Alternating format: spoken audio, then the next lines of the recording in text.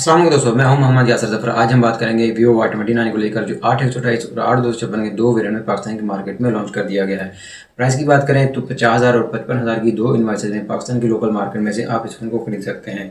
हम बात करेंगे इसकी परफॉर्मेंस को लेकर कि आया हमें ये फ़ोन परचेज करना चाहिए कि नहीं, हमें अपने 50,000 कंपनी को इस फ़ोन के लिए पे करने हैं कि नहीं। हम चलते हैं इसकी परफॉर्मेंस को एक तरफ देखते हैं, हमें इसमें क्या स्पेशल दिया गया है कि हम इस फ़ोन के लिए अपने 50,000 रुपये खर्च करें। सबसे पहले बैटरी की बात करें तो 6500 मिलियन बेर आवर की बड़ी बैटरी डाली गई है, जो आपको एटलीस्ट 2 से 3 दिन का बैटरी बैकअप देगी। और उसके साथ जो चार्जर दिया गया है वो 44 वाट का फ्लैश चार्जर दिया गया है।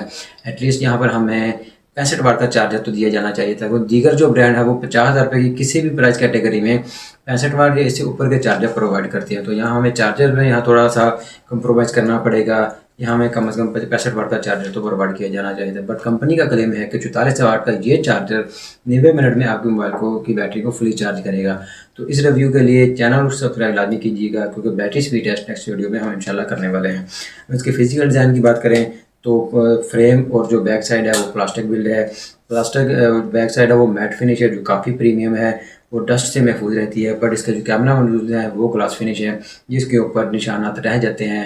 मैं इस फ़ोन को कुछ देर से यूज़ कर रहा हूँ और इसके ऊपर निशानात जो लग चुके हैं मेरे फिंगर्स के, और दीगर जो डस्ट है वो इस फ़ोन की जो ग्लास के ऊपर है, कैमरा मॉड्यूल जो ग्लास फिनिश है उसके ऊपर वो आ चुके हैं।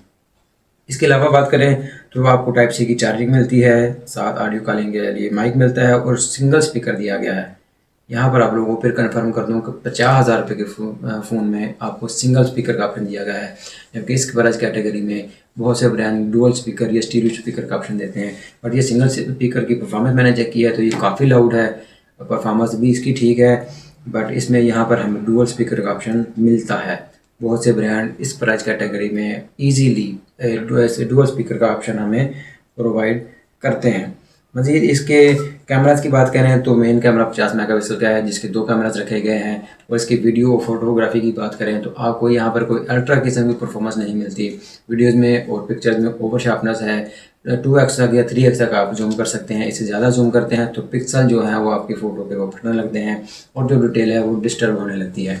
इसके अलावा इसके साथ एक इंडिकेटर लाइट दी गई है। जब आप अपने फ़ोन को किसी भी टेबल पर किसी ऐसी फ्लैट जगह पर रखेंगे उल्टा करके, तो किसी भी ऐप का नोटिफिकेशन या कॉल या SMS का नोटिफिकेशन आपको इस लाइट के ज़रिए फील हो जाएगा। आपको अपना मोबाइल सीधा रखने की ज़रूरत नहीं है। ये प्राइवेसी के लिए बहुत से लोग इस फीचर को अच्छा इस्तेमाल करते हैं। इसके अलावा देखें तो हमें यहाँ पर एक टॉर्च लाइट दी गई है, उसके साथ एक ब्लैक स्पॉट भी दिया गया है, जिसका फंक्शनली तो कोई प्रोग्राम नहीं, बट ये है कि ये मोबाइल के प्रीमियम लुक को बढ़ाने के लिए काफ़ी अच्छा है। मोबाइल की फील की बात करें तो काफ़ी हैंडी जो क्या कहते हैं प्रीमियम फील होता है, क्योंकि मोबाइल स्लिम एंड स्मार्ट है और 8.2 मिलीमीटर की इसकी थिकनेस रखी गई है। तो अमूमन बड़ी बैटरी के साथ जो 6500 या 5500 मिलीमीटर की बैटरी के साथ 8.2 मिलीमीटर की थिकनेस कोई भी फ़ोन कोई भी ब्रांड नहीं देता।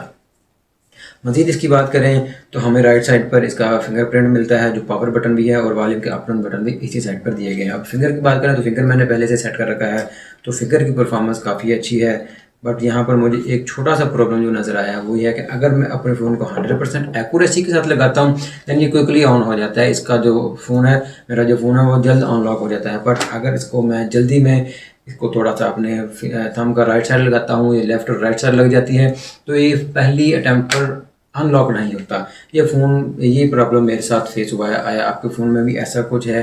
तो मैं एक्यूरेसी के साथ लगाता हूँ तो ये अनलॉक होता है, बट अगर थोड़ा सा मैं जल्दी में लगाऊँ तो ये अनलॉक नहीं हो रहा। मज़ीद इसके डिज़ाइन की बात करें तो फ्रंट साइड पर हमें इसमें 6.8 का एक बड़ा डिस्प्ले दिया गया है, जिसमें एक पंच होल कैमरा डाला गया है जो 8 मेगापिक्सल का है। सेल्फी कैमरा भी वैसे ही परफॉर्म करता है कि पिक्चर्स में ओवर शार्पनेस है, और इसकी जो परफॉर्मेंस है वो 2x से ऊपर की परफॉर्मेंस नहीं है। इसके जो बेजल है डिस्प्ले की बात करें तो बेजल काफ़ी कम रखने की कोशिश की गई है, जो प्राइस कैटेगरी के हिसाब से ठीक है। अब इसकी रिफ्रेश रेट की बात करें तो कंपनी यहाँ क्लेम करती है कि 120 हर्ट्ज़ का रिफ्रेश रेट डाला गया है, बट जो परफॉर्मेंस वाइज मुझे ना फील हुआ है कि ये 90 हर्ट्ज़ के लगभग है। अभी मेरा फ़ोन में हैवी ऐप्स भी लोडेड नहीं है, मैंने इसमें कोई ज़्यादा इस फ़ोन को ज़्यादा देर तक इस्तेमाल भी नहीं किया कि ये हीट हो, गर्म हो और फिर इसकी परफॉर्मेंस का पता चले। बट अभी तक जो मुझे फ़ील हुआ कि ये 120 हर्ट्ज़ का रिफ्रेश रेट हमें वैसी परफॉर्मेंस नहीं दे रहा जैसी कि होनी चाहिए थी।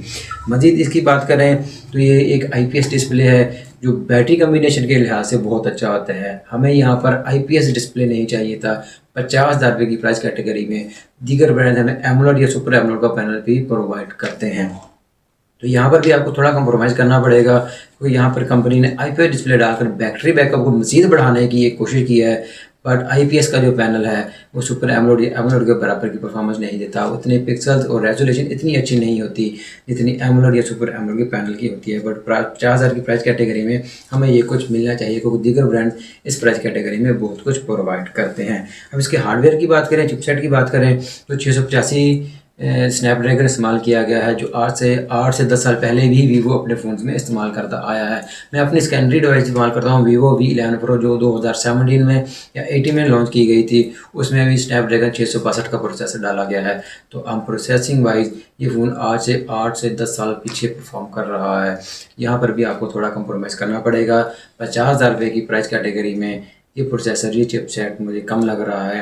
बट यहाँ पर कंपनी ने एक चीज़ जो और अच्छी की है वो ये है कि 6 नैनोमीटर का एक चिपसेट डाला है जो हाई परफॉर्मेंस है, जिससे आपका मोबाइल जो हैंग या लो परफॉर्मेंस करता हुआ नहीं मिलेगा। बट यहाँ पर हमें मिनिमम 720 का जो स्नैपड्रैगन है वो भी इसमें मिल जाना चाहिए था।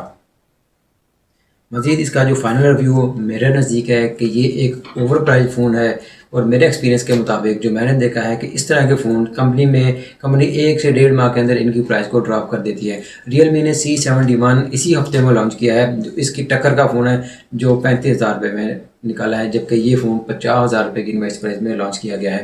तो 15,000 रुपये का प्राइस डिफरेंस बहुत ज़्यादा डिफरेंस होता है। कंपनी, मेरा ख्याल है, मेरे तजर्बे के मुताबिक इस फ़ोन को 8 से 10,000 रुपये 1 या 1.5 महीने के अंदर इसकी प्राइस ड्रॉप होने वाली है। तो इस फ़ोन को ख़रीदने से पहले रिव्यू अच्छी तरह करें। मेरी वीडियोज़ के अलावा जितने भी दोस्त आपको वीडियोज़ प्रोवाइड कर रहे हैं वो भी देखें। 50,000 रुपये खर्च करने से पहले इसको ज़रूर चेक करें क्योंकि मेरे नज़दीक ये एक ओवर प्राइस फ़ोन है। एंट्री लेवल फ़ोन को 50,000 रुपये की प्राइस कैटेगरी में लॉन्च कर दिया गया है।